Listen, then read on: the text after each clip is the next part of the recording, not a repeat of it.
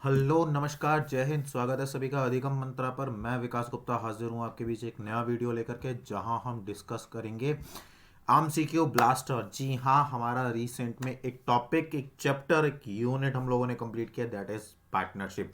Partnership का fundamental और partnership का रिकॉन्स्टिट्यूशन दोनों ही हमने खत्म कर लिया है। एक एक कॉन्सेप्ट, एक एक टॉपिक, एक एक प्रॉब्लम, एक एक क्वेरी हमने जो भी हो सकता था, जहाँ से भी हो सकता था, जितना हो सकता था मैक्सिमम उतना हमने डिस्कस किया है। लगभग शायद 19 लेक्चर्स अकेले पार्टनरशिप के हैं। 19 लेक्चर, 19 डेज की क्लास है। बहुत कुछ हमने कवर किया है और मैं ये मानता हूँ कि इससे बाहर आपका कहीं कोई क्वेश्चन नहीं बनेगा। अगर आपने ये जितना भी मैंने आपको करा, अगर आपने एक एक पॉइंट को याद रखा है, एक एक चीज़ को बहुत माइन्यूटली से अपने ब्रेन में फिट कर लिया है, तो 101% पार्टनरशिप का कोई भी क्वेश्चन आपके एग्जाम में आ जाए, आप नहीं खराब हो सकता। हो ही नहीं सकता कि वो उस पर आपको मार्क्स ना मिले। लेकिन शर्त यही है कि आपने उन सभी वीडियोस को बहुत अच्छे से देखा है, समझा है और अपने नोट्स प्रिपेयर किए हैं। अगर आप ये सारी चीज़ें कर रहे हैं तो डेफिनेटली आपका पार्टनरशिप का क्वेश्चन गलत नहीं हो सकता। जितनी भी चीज़ें मैंने कराई उसमें से ज़्यादातर चीज़ें मैंने इन एमसीक्यूज में लेने की कोशिश तो की है, लेकिन ये बेसिक मत समझने की कोशिश करना। मैं एमसीक्यू में आपसे हमेशा कहता हूँ, एमसीक्यू बेसिक मत समझना कभी भी। कई बार बहुत बड़ा लफड़ा पड़ जाता है, ठीक है। तो ये जितने भी चीज़ें हमने की हैं, इन सभी से रिलेटेड मैंने कुछ कुछ एमसीक्यूज हैं जो यहाँ पर लेकर के आए हूँ। तो वो सारे एमसीक्यूज जो हैं आज हम डिस्कस करेंगे, ठीक है। तो चलिए शुरू करते हैं अपना आज का टॉपिक।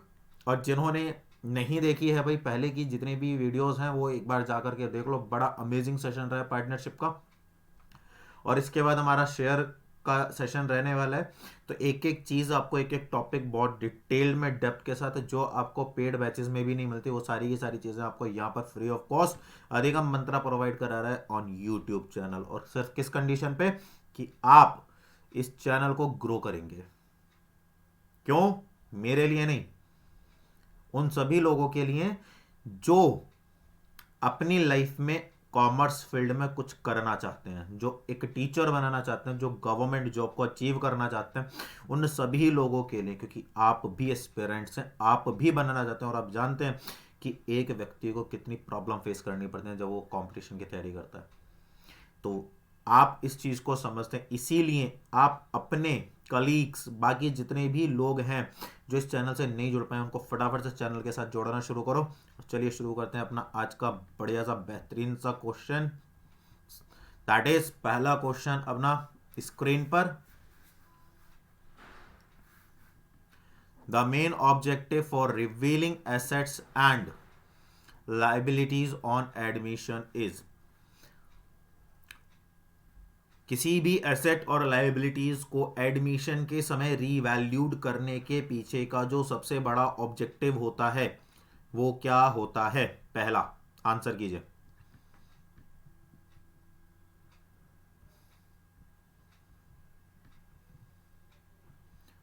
चलिए, assets and liability should appear at new values. Any profit and loss on account of change in value belongs only to old partners. All unrecorded assets and liabilities get recorded, या all of the above. प्रवेश पर परिसंपत्तियों और देनदारियों के पुनर्मूल्यांकन का मुख्य उद्देश्य है। पुनर्मूल्यांकन, पुनर्मूल्यांकन का मुख्य उद्देश्य है संपत्तियों और देनदार। यहाँ पर देनदारियों का मतलब क्या? लेन, ये दायित्व है। यहाँ पर देनदारियों का मतलब क्या है? दायित्व। देनदारियां मतलब जिनको पेमेंट करना है, नए मूल्यों पर दिखाई जानी चाहिए। मूल्य में परिवर्तन के कारण कोई भी लाभ या हानि केवल पुराने भागीदारों, साझेदारों से संबंधित है। सभी अपलिखित संपत्ति और दायित्व दर्ज किए जाते हैं, या सभी। देखिए, पहली चीज तो जो हमारा रीवैल्यूएशन ऑफ अकाउंट है, है ना। तो रीवैल्यूएशन में हम revaluation of asset and revaluation of liabilities दिखाते हैं। तो इसका मतलब ये है कि इसके अंदर सभी, देखिए, अनरिकॉर्डेड एसेट और लाइबिलिटी दिखाई देते हैं लेकिन सभी नहीं दिखाई जाती। पहली चीज तो ये ध्यान में रखें।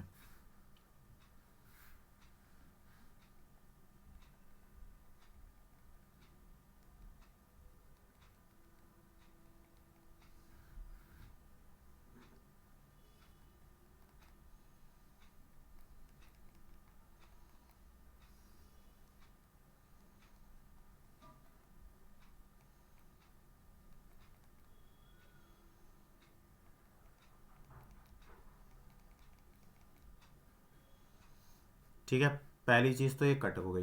दूसरा क्या है, मूल्यों में परिवर्तन के कारण कोई भी लाभ और हानि केवल पुराने भागीदारों मतलब साझेदारों से संबंधित होता है। Any profit and loss on account of change in value belongs only to the old partner. बिल्कुल बात सही है। अगर हमारे दो पार्टनर हैं और ये पिछले 10 सालों से बिजनेस करते हुए आ रहे हैं और इन्होंने 11वें साल में 11th ईयर में एक नए पार्टनर को एडमिट करा, तो इसके एडमिशन से पहले यहाँ पर जितनी भी एसेट और लाइबिलिटीज हैं उन सब के लिए केवल और केवल कौन रेस्पॉन्सिबल होंगे, ये दोनों रेस्पॉन्सिबल होंगे। और ये दोनों ना तो इस प्रॉफिट शेयर करने वाले हैं और ना ही लॉस। तो the B will be the correct answer. मैंने आपको एलिमिनेशन मेथड बताया हुआ है, तो एलिमिनेशन मेथड पर अटके रहिए बस और आपका आंसर आता जाएगा।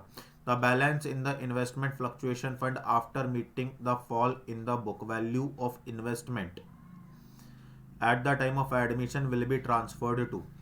निवेश उतार चढ़ाव निधि में निवेश के मूल्य में गिरावट को पूरा करने, है ना, पूरा करने के बाद प्रवेश के समय शेष राशि को किसमें स्थानांतरित किया जाता है, बताइए।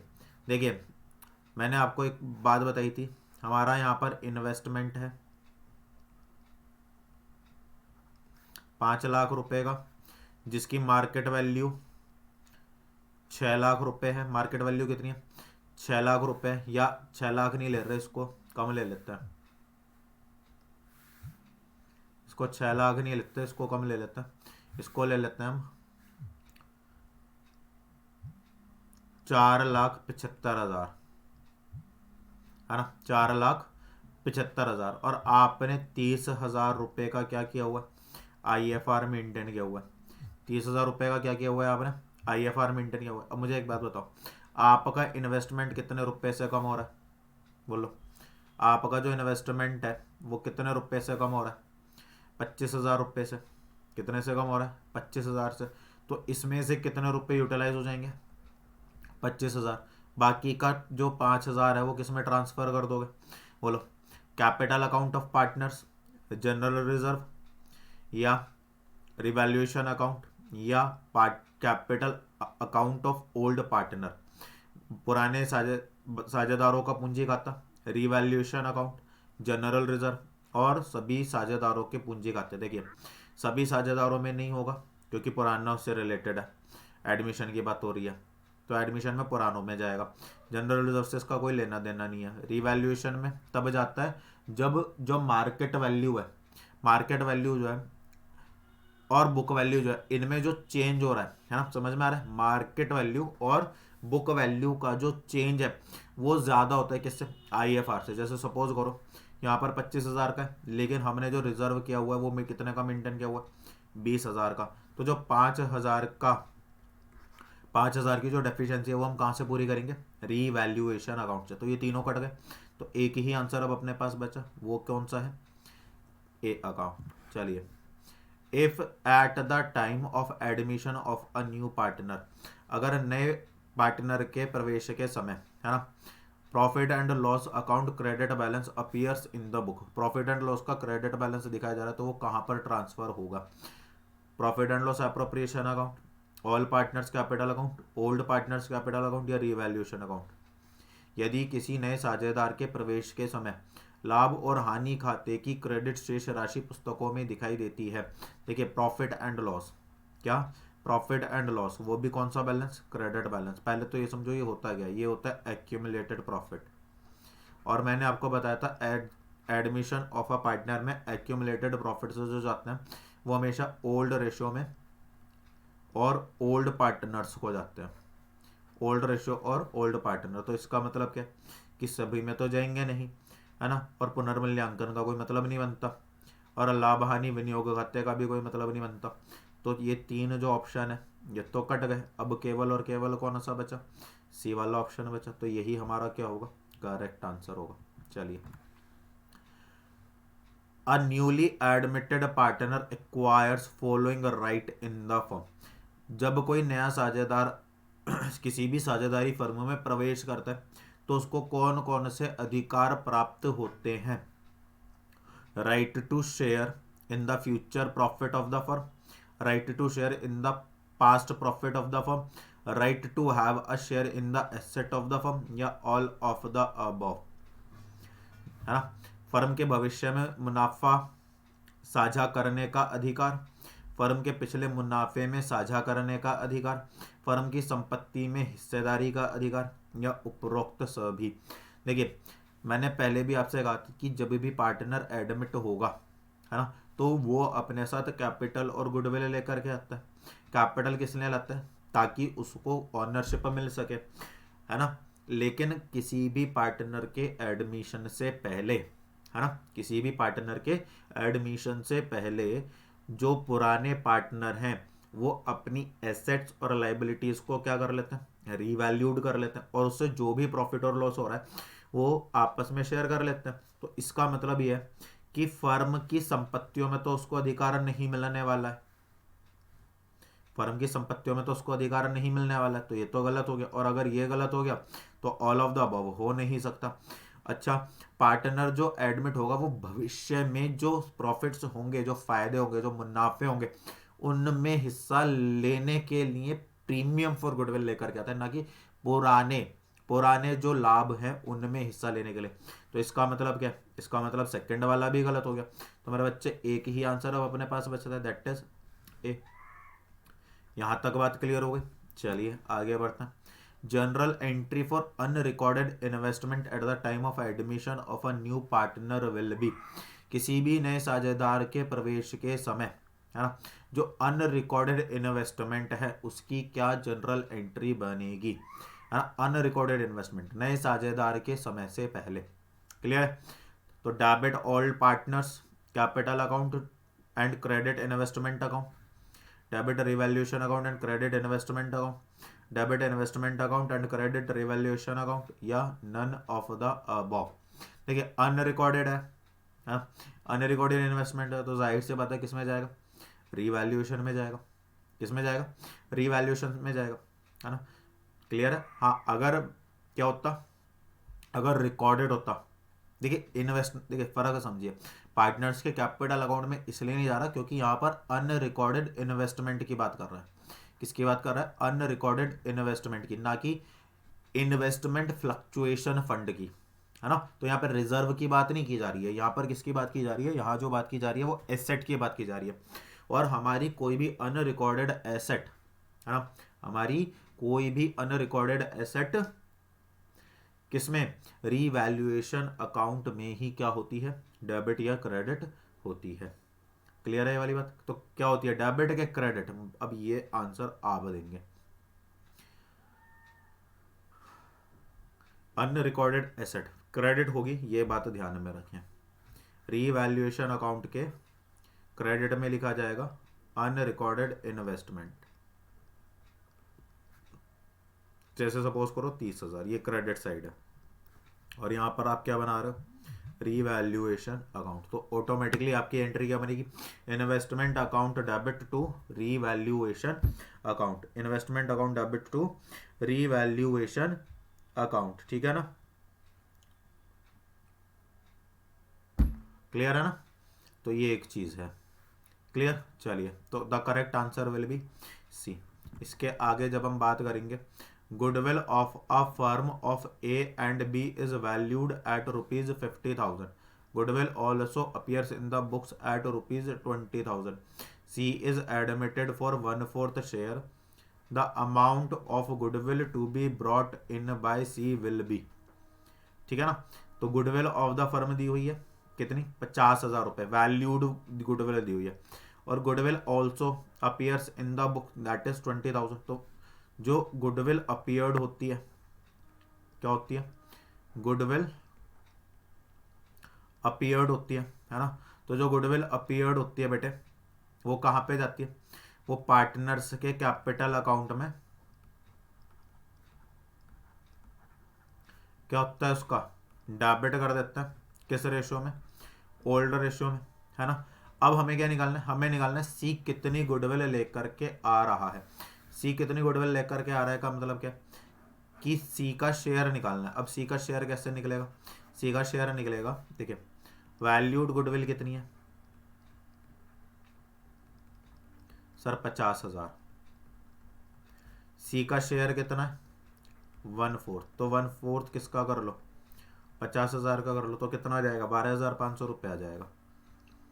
कितना आ जाएगा, 12,500। तो 12,500 रुपये जो है वो सी को लेकर के आने हैं। तो ये हमारा करेक्ट आंसर हो जाएगा। इसके बाद आगे जब हम बात करेंगे तो A B and C are partners sharing profits and losses in the ratio of 3:2। दो तीन साझेदार है, उनका प्रॉफिट शेयरिंग रेशियो दिया हुआ है 3:1। एक सेकेंड,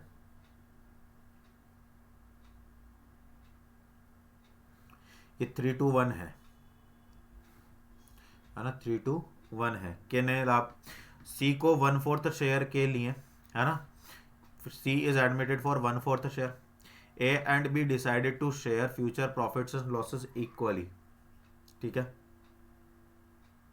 एक सेकंड रुको, दो एडमिटेड, ये सी नहीं आएगा, ठीक है, 1 मिनट रुकना जरा, ये गड़बड़ हो गई, एडमिशन का क्वेश्चन है और यहाँ पे सी नहीं आएगा, ये गलत लिखा हुआ है।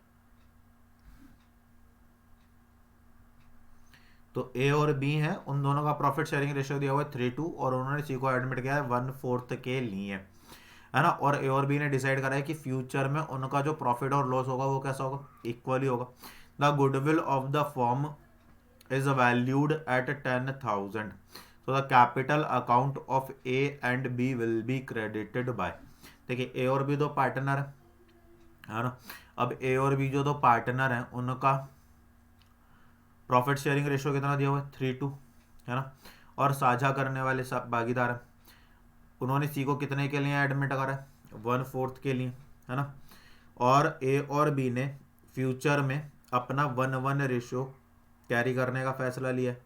तो फर्म का जो क्या कहते हैं ख्याति है वो कितनी है, 10,000 रुपये। तो ए और बी के पूंजी खाते को किसके द्वारा जमा किया जाएगा, मतलब क्रेडिट क्या किया जाएगा। हमारी एंट्री बनती है ना, premium for goodwill account debit to old partners capital account, to old partners capital account. तो पार्टनर्स के कैपिटल अकाउंट किस किस अमाउंट से क्रेडिट होंगे, तो वो हमें निकालना है। बट एक बात से समझो, टोटल शेयर कितना है, 1, है ना। सी का शेयर कितना है सर, 1/4। तो रिमेनिंग शेयर कितना हो जाएगा sir, 1 - 1/4 that is equal to 3/4। तो इसका मतलब ये है कि ए और बी, ए का जो शेयर होगा, न्यू शेयर जो होगा वो 3/4 का 1/2, और बी का जो होगा वो 3/4 का 1/2। इसका मतलब क्या कि 3/8 और 3/8। तो ये इनके क्या आ गए, न्यू रेशियो आ गए। अब मेरी एक बात बताओ, हमें क्या निकालना है, हमें निकालना है सेक्रीफाइसिंग रेशियो। सेक्रीफाइसिंग रेशियो कैसे निकलेगा ए का, अगर मैं ए का सेक्रीफाइसिंग रेशियो निकालूं तो कैसे निकलेगा, ओल्ड रेशियो कितना है 3/5 माइनस 3/8। ऐसे ही बी का निकल जाएगा 2/5 माइनस 3/8। तो दोनों का एलसीएम निकाल लो तो कितना आ जाएगा 40, है ना। तो 8 तिया 24 माइनस 3 पंजे 15, ऐसे ही यहाँ पर आ जाएगा 40। ये दिख रहा है ना आपको, हाँ ठीक है। 40, तो 5 8 दूनी 16 माइनस 3 पंजे 15, तो कितना आ गया 9/40 और 1/40। तो अल्टीमेटली हमारा जो सेक्रीफाइसिंग रेशियो है बेटे, हमारा जो सेक्रीफाइसिंग रेशियो है वो कितना आ गया 9:1। अब हमारे पास कैपिटल कितनी दी हुई है 10,000। 10,000 को जब मैं 9 में डिस्ट्रीब्यूट करूंगा तो कितना आएगा, ए का कितना है 9,000, तो ये हमारा करेक्ट आंसर हो जाएगा। क्या ये वाली बात आपके समझ में आ गई? बोलिए, यहाँ तक कोई दिक्कत?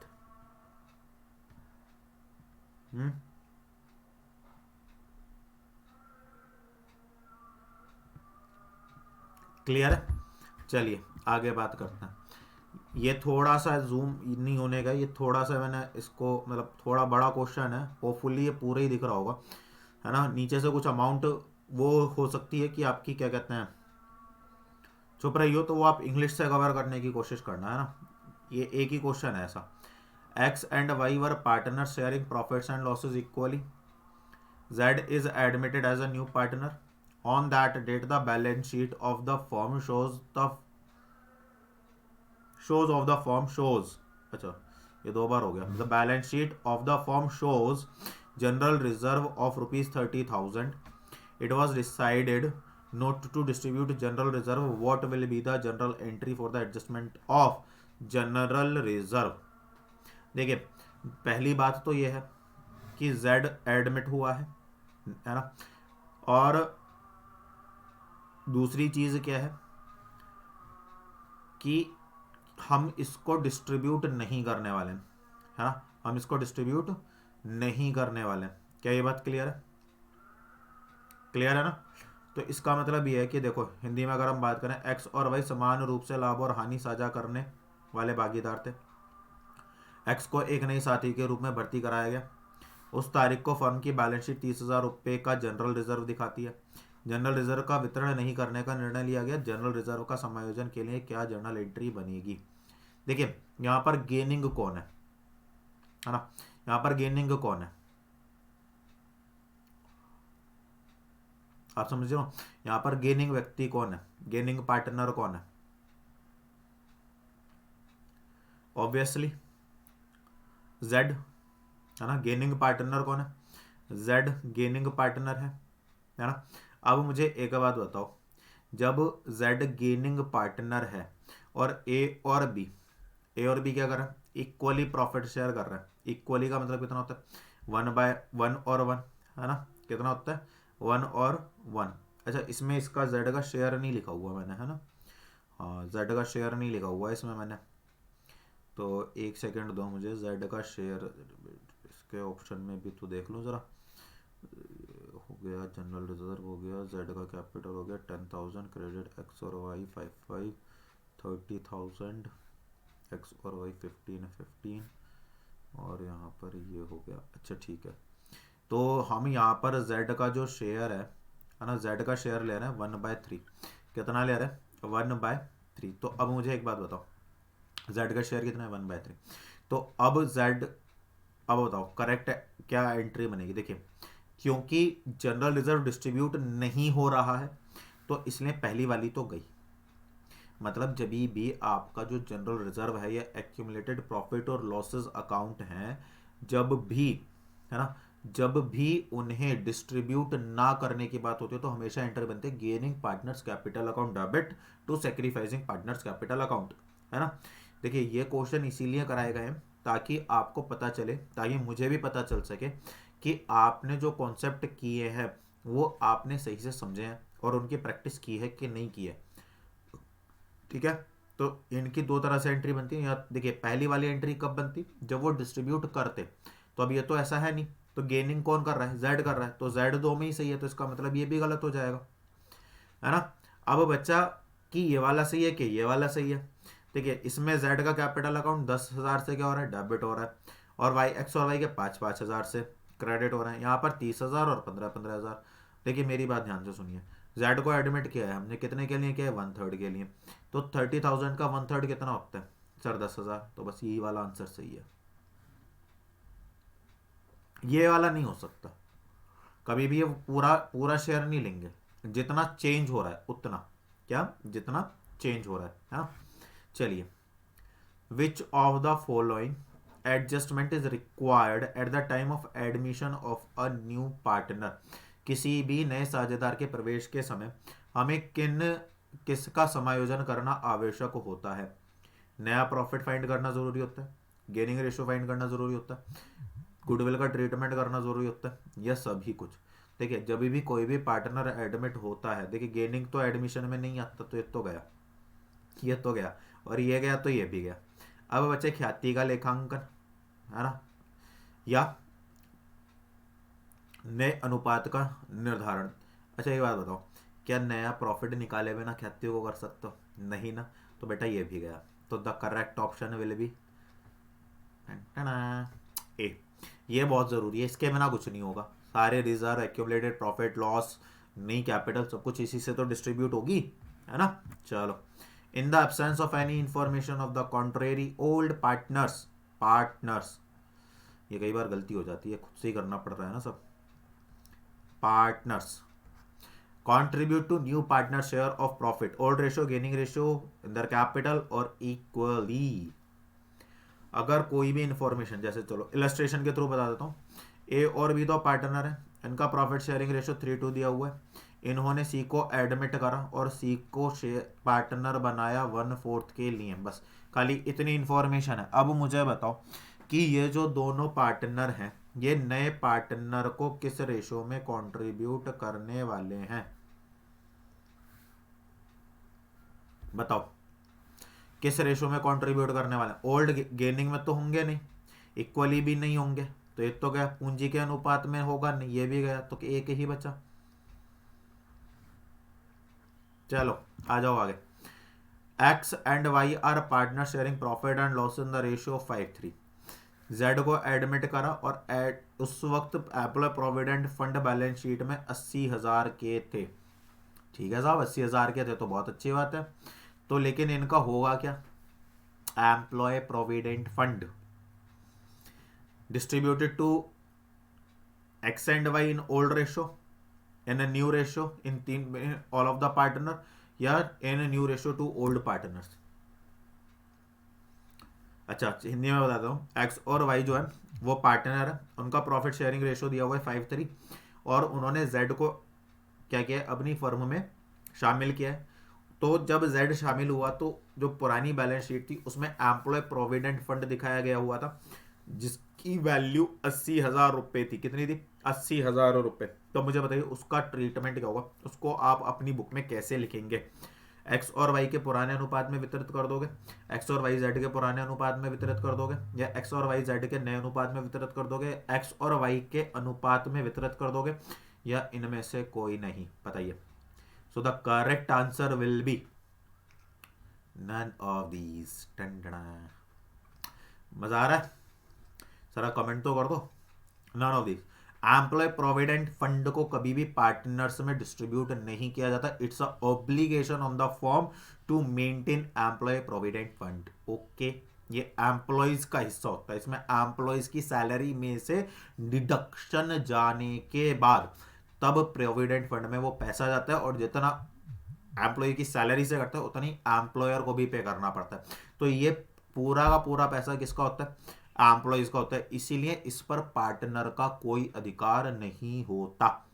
आई होप आपको इस बात का भी जवाब मिल गया होगा, है ना, मिल गया। चलो बढ़ते रहो, ये कहां से खुल रहा है भाई, शांति शांति शांति। चलो ये वाला है, लास्ट क्या था, हाँ ये हो गया। A and B share profits in the ratio of 3:2। As capital is 55,000, B की कैपिटल ये 45,000, सी को एडमिट किया है,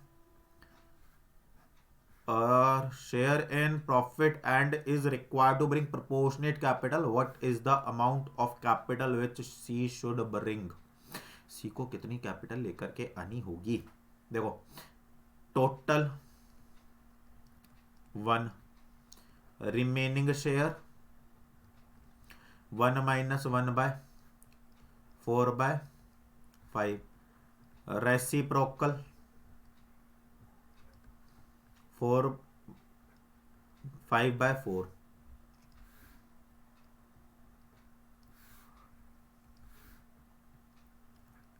मल्टीप्लाई बाय कितने से 55, 60, 1 लाख, कितने से 1 लाख, तो 25 पंजे 125, 1,25,000 कितना आ गया, 1,25,000 आ गया, है ना।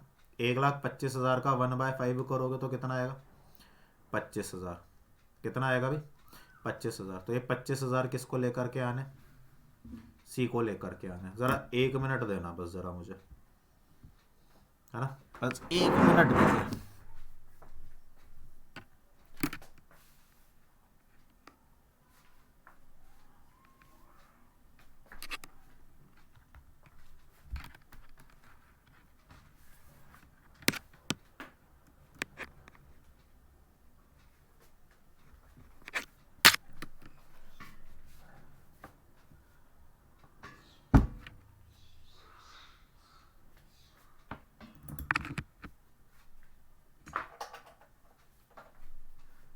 सॉरी भाई डिस्टरबेंस के लिए, ठीक है।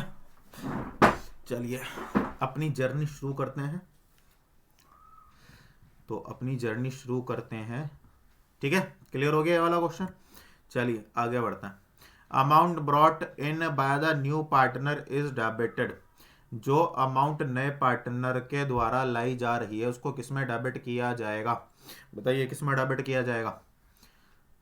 Premium for goodwill account, cash account, new partners capital account या ओल्ड पार्टनर्स कैपिटल अकाउंट। देखिए पार्टनर जो भी पैसा लाता है तो क्रेडिट होगा, तो डेबिट क्या होगा, पैसा आ रहा है, पैसा आ रहा है, पैसा आ रहा है, तो sir cash account, cash account, cash account. बहुत प्यारा क्वेश्चन, लड्डू क्वेश्चन बिल्कुल।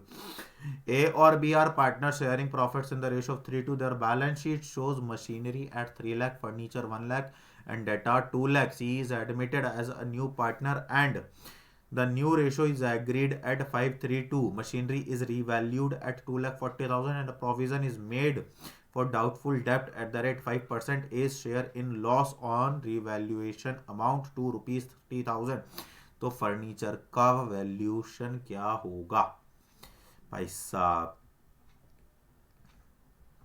फर्नीचर की वैल्यू बतानी है, बताओ कैसे बताओगे। Their balance sheet shows machinery at 30,000, furniture 1 lakh and debtors 2 lakh. पहली चीज तो ये होगी, ये तो बैलेंस शीट में रकम शो की हुई है। सी को एडमिट करा है और तीनों का प्रॉफिट शेयरिंग रेशियो कितना है, 5:3:2, कितना है 5:3:2। अब मेरे को एक बात बताओ, 5:3:2 क्लियर है, ठीक। Machinery is revalued at 2,40,000, machinery है कितने की, 3 लाख की है, हो कितने की 2,40,000। इसका मतलब 60,000 से क्या हो गई, कम हो गई, 60,000 से क्या हो गई, कम हो गई। Provision is made for doubtful डेप्ट 5%, 2 लाख का 5% कितना होता है 10,000, तो 10,000 से ये कम हो गया, 10,000 से क्या हो गया, ये कम हो गया, है ना, क्लियर है। और ए का शेयर दिया हुआ है लॉस में, कितना 30,000 का लॉस हुआ है, तो लॉस तो इधर जाता है।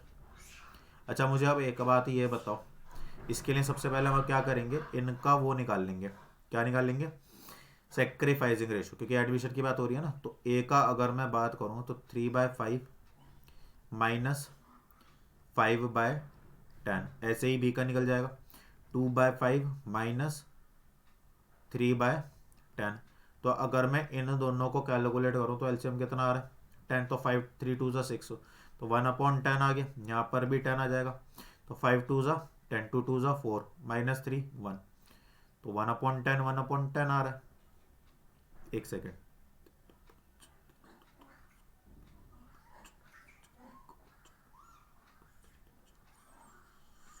ठीक है, इक्वली आ रहा है, कितना आ रहा है, इक्वली आ रहा है, बात समझ में आ गई।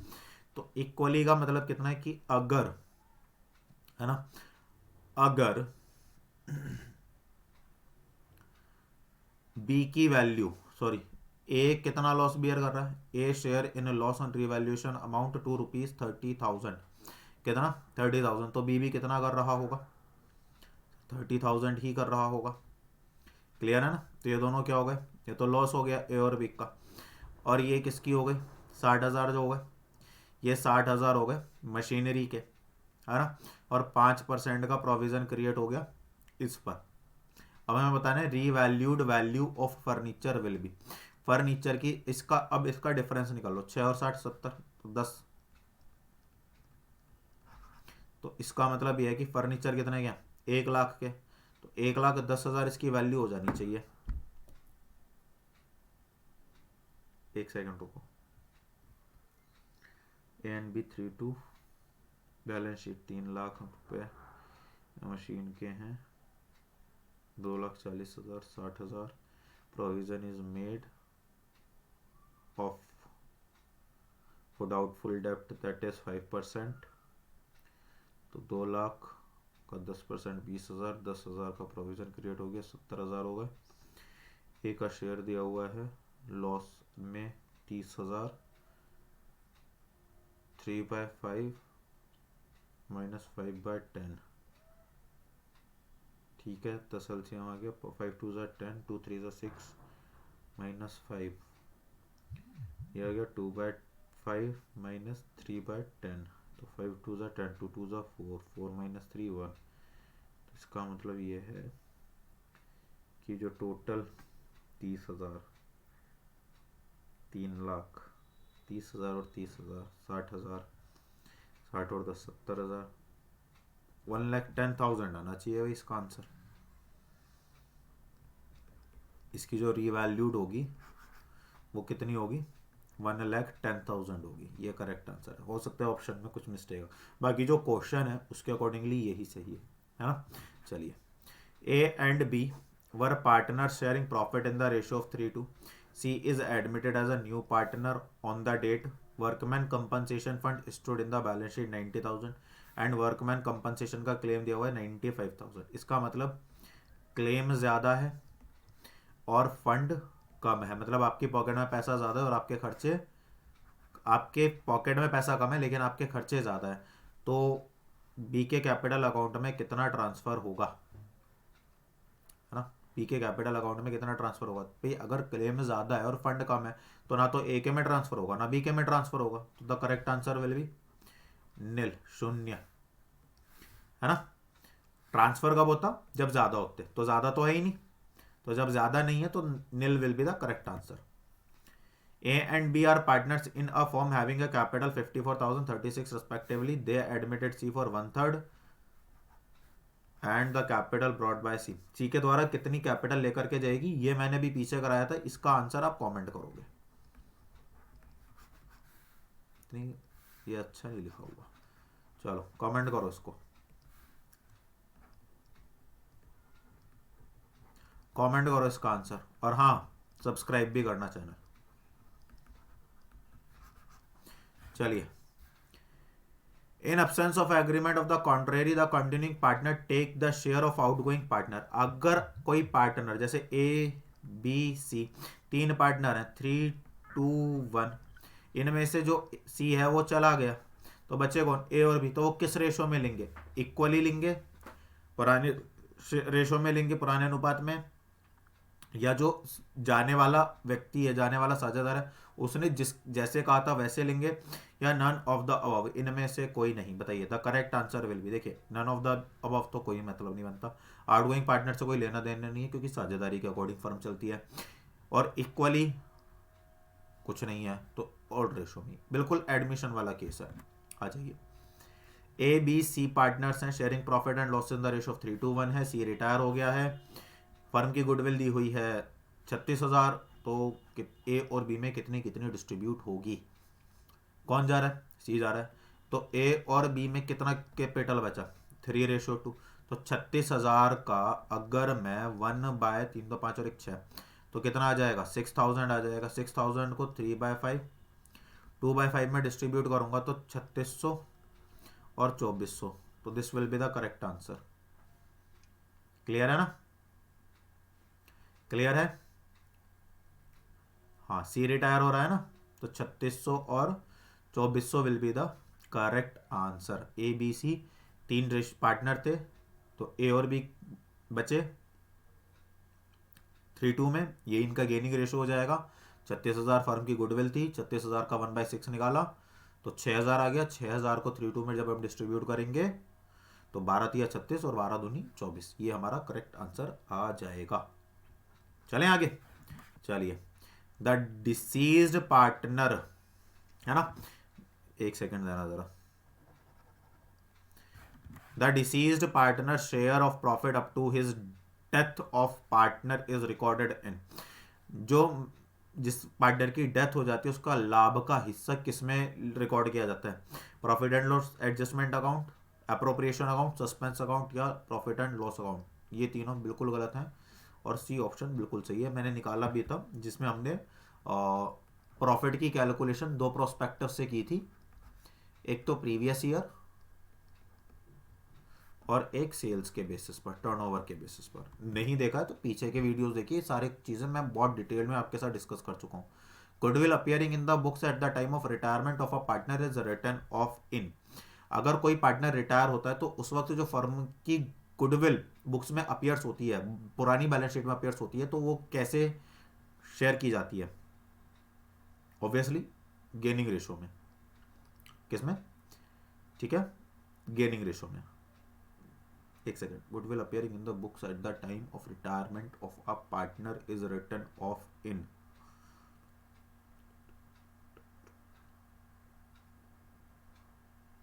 हाँ ठीक है, जब कोई नया मतलब जब कोई पार्टनर रिटायर होता है तो उसकी जो गुडविल है वो किस में डिस्ट्रीब्यूट की जाती है? गेनिंग रेशियो में। ठीक है, A B and C are partner sharing profits and losses in the ratio of 4:3. B retires and profit revaluation on the date was 54,000. The new ratio of A and C is 5:4 and the gaining ratio is 1:2. Revaluation profit will be distributed as. तो B retire हो गया, revaluation का profit 5:4 है, तो जाहिर सी बात है तीनों में ही जाएगा। ये ध्यान में रहे। देखो इसका सबसे बड़ा एडवांटेज क्या है कि जो रिवैल्यूएशन का प्रॉफिट होता है वो पुराने पार्टनर्स में डिस्ट्रीब्यूट होता है, तो पुराने तो तीनों ही है, तो इसका मतलब वो तीनों में ही जाएगा। और तीन पार्टनर्स केवल एक ही ऑप्शन में दिए हुए हैं, दैट इज सी, तो इसलिए इसको करने की आपको बहुत ज़्यादा कोई ज़रूरत ही नहीं है। चलिए, ऑन रिटायरमेंट और death of a partner the remaining partner should compensate, किसी भी साझेदारी के सेवानिवृत्त या मृत्यु होने पर जो बाकी के साझेदार हैं उनकी क्षतिपूर्ति करनी चाहिए।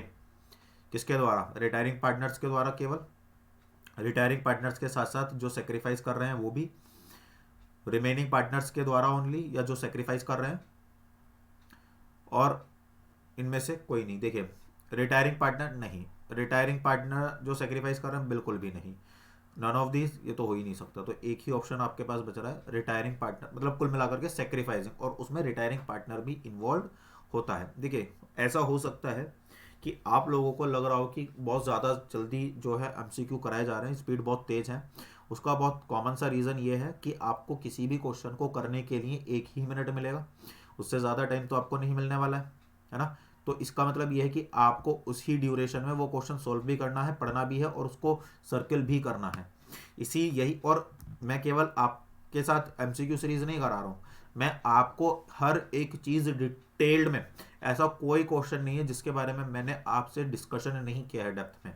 और 19 जो वीडियोस बने वो ऐसे ही नहीं बने, बहुत कुछ मैंने उसमें शेयर किया होगा। आपको तो सोचो यार, पार्टनरशिप के टीजीटी पीजीटी की प्रिपरेशन के लिए या पीजीटी कॉमर्स के लिए कौन 19 वीडियोस 19 क्लास रन करता है? कोई, मैं इस बात को चैलेंजिंग के साथ कह सकता हूँ कि आप एक भी प्लेटफॉर्म मुझे दिखा दीजिए जहाँ पे 19 दिन इसकी क्लास चली है, एक भी। चलिए, A B and C are partners in a firm, तो अगर आप चाहें या ना चाहें आपको ये स्पीड कैरी करके रखनी ही पड़ेगी। हाँ, ये बात ध्यान में रहे। A B and C are partners in a firm sharing profits and losses in the ratio of 2:1. Books are closed on 31 March 2020. C की डेथ हो गई है, कैलेंडर ईयर के अकॉर्डिंग हम फॉलो कर रहे हैं। सेल्स जो 2019 में थी वो 5 लाख की थी, प्रॉफिट जो थे वो 1,25,000 के थे। तो इसका मतलब ये है कि प्रॉफिट हमारे कितने हैं? 1,25,000 के हैं, और सेल कितनी है हमारी? 5 लाख की है। ठीक है, तो 1,25,000 divided by 5 lakh multiply by 100, ठीक है ना। तो ठीक है, इसका क्या करेंगे हम? आई थिंक 25% आ जाएगा। जब हम इसको सबको डिस्ट्रीब्यूट कट करेंगे that will equal to the 25% I think, है ना। एक सेकंड रुकना जरा देख लेता हूँ।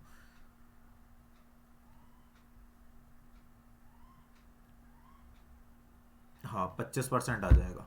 और आपको मार्च तक, 1 जनवरी से 31 मार्च तक की सैलरी हुई है 2 लाख रुपए, तो 2 लाख 25% ऑफ 2 लाख निकाल लो सीधा सीधा। तो 25 दूनी 50, 50,000 आ जाएगा क्या?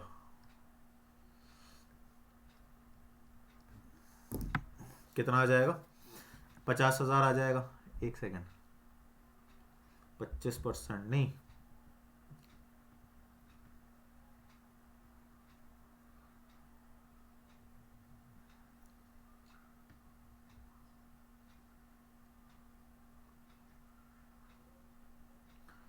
कैलेंडर ईयर फॉलो कर रहे हैं, 3 महीने का सेल दिया हुआ है 2 लाख रुपए।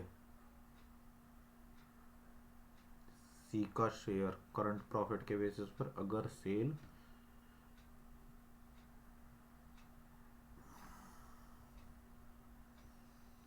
5 lakh, books are closed on 31st March 2020, C died, firm follows the calendar year, the sales for the firm 5 lakh 1,25,000 divided by 5 lakh multiply by 100, that is 25%, है ना। और हमें सेल्स दी हुई है, पार्टनर की डेथ कब हुई है? 31 मार्च को हुई है ना। पार्टनर की डेथ कब हुई है? 31 मार्च को हुई है, नहीं नहीं, C died, the firm follows the calendar year, the sales for the period from 1 January 2019 to 31 March. अच्छा, इसमें सी की जो डेथ हुई है वो नहीं गिवन है इसमें, है ना। हाँ, इसमें सी की डेथ कब हुई है वो गिवन नहीं है, इसको छोड़ दो, ये गड़बड़ हो गया। चलो कोई बात नहीं, नेक्स्ट करते हैं। Ram, Shyam and Kapil were partner sharing profit and losses in the ratio of 2:1। Books are closed on 31st March every year. Kapil dies on 30 September 2019। देखिए जैसे यहाँ पर दे दिया ना, कपिल डाइज ऑन 31st मार्च 2019, तो Kapil is entitled to his share of profit to the date of death, calculate the profit on the basis of last year profit। और अगर amount 3,60,000 है तो कपिल का शेयर कितना है? 1/5, तो 3,60,000 का 1/5, है ना। कितना? 1/5, 3,60,000 का 1/5 जब हम करेंगे तो that is equal to the 72,000, 75 नहीं, 72,000। अच्छा, वो जो प्रीवियस वाला क्वेश्चन था ना, है ना, जो प्रीवियस वाला क्वेश्चन था उसको मैं कमेंट बॉक्स में आपका सॉल्यूशन कर दूंगा, ठीक है, तो देख लेना एक बार उसको, ठीक है। अभी मैं उसको बिल्कुल क्लास के तुरंत बाद उसको कर दूंगा, ठीक। तो books are close on 31st March every year. Kapil की डेथ हुई 30 सितंबर, तो इसका मतलब क्या है कि ये 1/6, सॉरी 1/6 नहीं, 6/12, 1/2 होगा। समझ में आ रहा है? 6/12 क्यों?